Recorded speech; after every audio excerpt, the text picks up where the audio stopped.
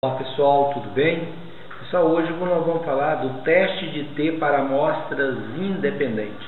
Então, o teste de T para amostra independente é um teste de hipótese que possibilita a gente fazer comparação, o pesquisador fazer comparação,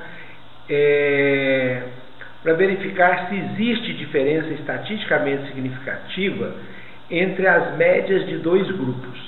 Então, aqui a gente tem um exemplo que foi medido a força na mão direita de algumas pessoas, no caso aqui de 30 pessoas, de 30 alunos, no curso de Educação Física.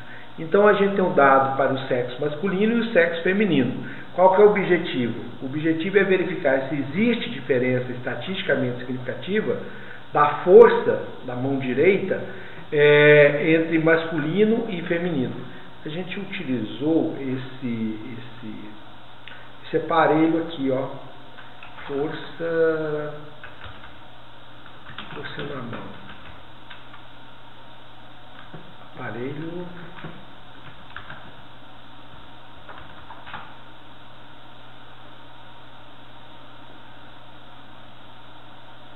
não é isso, não é um aparelho para medir força na mão. Esse aqui, tá?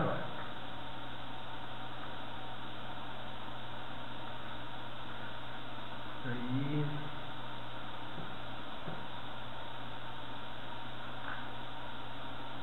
Imagens. Aqui, esse aparelhozinho aqui que foi o que nós utilizamos, beleza? E aí nós vamos utilizar o software Jamov. Aí você vem aqui, iniciar, coloca aqui, ó, e busca os dados. Vamos lá. Deixa eu Excel aqui, abrir o software. Você vem aqui nos três tracinhos, abrir, procurar, teste de T para amostras independentes. Aqui você dá 2 cliques na coluna e tem que ficar nominal, tá certo? É uma variável qualitativa. A força dá 2 cliques e aqui tem que ser contínua e aqui decimal, beleza? Vou tirar essa palavra aqui, força direito, só força mão, né? Tá bom, força. Agora vamos rodar a análise. Como que a gente faz? Clica em teste de T para amostras independentes. O sexo é a variável de agrupamento, força é a variável dependente, e aqui nós já temos o resultado, né? Esse valor do P aqui, ó, deu menor que 0,01. Então, quando é o valor do P, que é o nível de significância, ou seja, é a probabilidade que existe da gente cometer um erro em afirmar que existe diferença e não existir. Então, geralmente considera-se 0,05, menor ou igual a 0,05. Então, no nosso caso, foi estatisticamente significativo, o que mostra que existe diferença nas médias no efeito médio da força, considerando o sexo. Mas qual foi o valor das médias?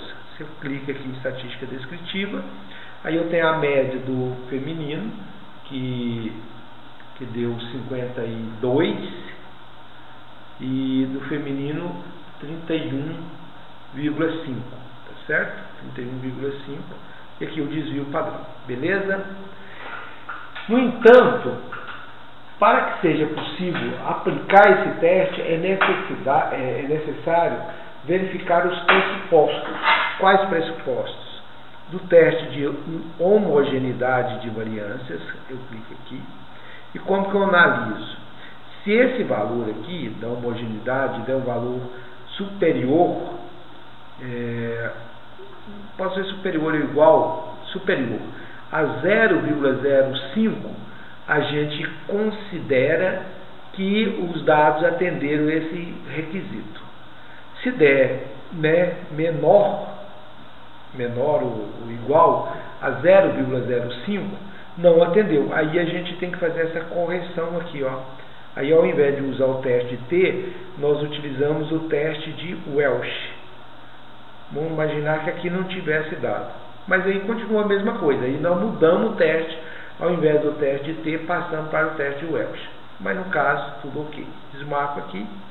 Outro pressuposto que deve ser verificado é o teste de normalidade. Aí está aqui, é feito o teste de normalidade de Shapiro-Wilks. Para que os dados tenham distribuição normal, esse valor do P deve ser maior do que 0,05. Então foi normal. Tudo certo, né, com os nossos resultados. Mas imagina se não tivesse sido, se esse valor tivesse sido menor do que 0,05. Aí a gente teria que utilizar um teste chamado teste não paramétrico, que é o teste de Mann-Whitney. O teste de T e o teste de Welch, ele é um teste paramétrico. Quando os dados não têm distribuição normal, ou seja, quando esse valor do P é menor que 0,05, nós utilizamos o teste de Mann-Whitney. Só porque aí, nesse caso, nós não usamos média para fazer a comparação, e sim mediana, beleza? Então agora vamos fazer a comparação, vamos mostrar como que a gente escreve esses resultados. Então, vocês bastam vir aqui, ó, e preencher. No caso do masculino, a média deu 52 quilos. E o desvio padrão foi de 11,8. Do sexo feminino, a média deu quanto? 31,5. Beleza. Só porque ainda falta um detalhezinho aqui. Foi estatisticamente significativo? Foi. Vou desmarcar aqui. Mas esse valor mostra que apenas existe diferença. Mas precisamos saber se teve um efeito forte. Qual que é o efeito? Aí você marca aqui, ó, dimensão do efeito. Aí é calculado esse efeito, esse cálculo aqui da dimensão do efeito do D de Conway. E aí existem alguns critérios para interpretar se esse efeito é forte ou não. Aqui, ó, na internet tem essa informação aqui, tem a fórmula como que usa. Se o resultado desse D, tanto negativo quanto positivo, der de 0,2 a 0,3, é bem pequeno.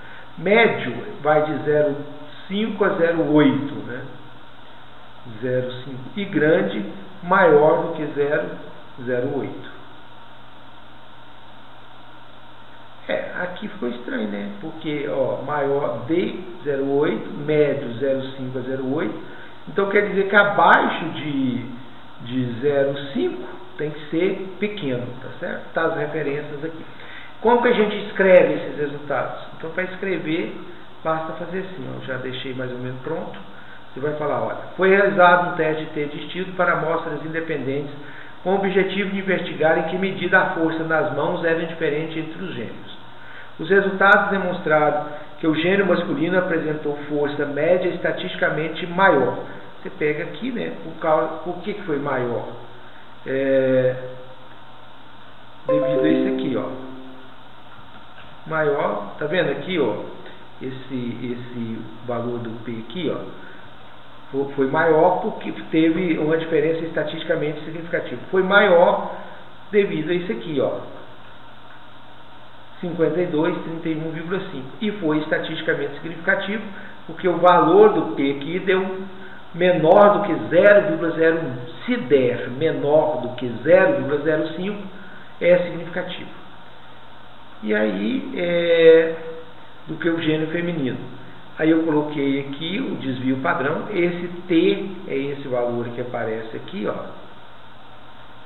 O grau de liberdade, 28. O valor da estatística T deu menos 5,25. E foi significativo, né? O valor do P aqui é esse aqui, ó, P menor que 0,01. O tamanho do efeito da diferença foi alto, porque ele deu 1,99. Está aqui, ó. Isso tanto faz ser negativo ou positivo, não influencia nada. Então, pessoal, é isso aí. Valeu!